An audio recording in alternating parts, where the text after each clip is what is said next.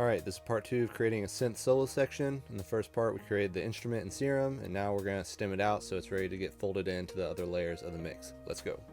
Alright, so I have the solo in the piano roll. It sounds the same as where we left it. So since this is a mono instrument, if you remember, it can only play one tone at a time, but I also want to have a lower end to it.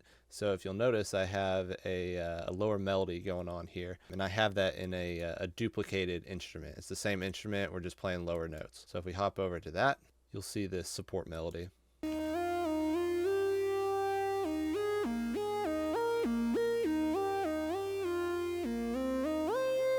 It's like 99% the same melody, so I'm not even going to call it a harmony. And together they sound like this.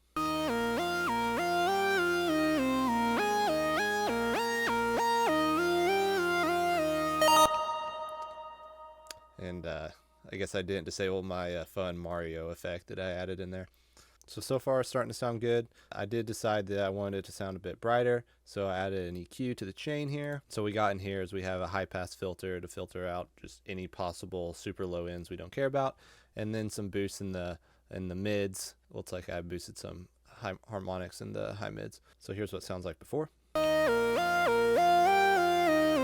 after.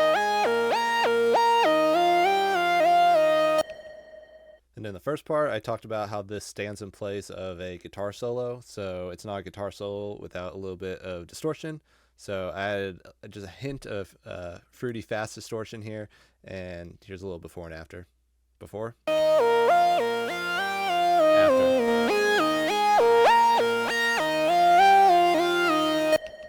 So adds a little bit more grit, something you might expect from a guitar solo.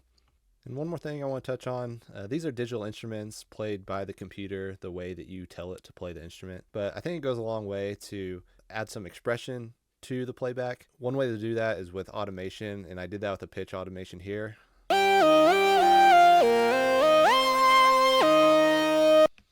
So it kind of adds this human element to this electronic instrument, and I think it goes a long way to add little bits of that throughout your tracks. Alright, that wraps up part 2. In part 3, we're going to take the stem and we're going to fold it into the other layers of the instrumentation. And if you like what you're hearing, you can pre-save the final track in the link in my bio, or you can just follow me and you'll know when it gets released. Alright, later.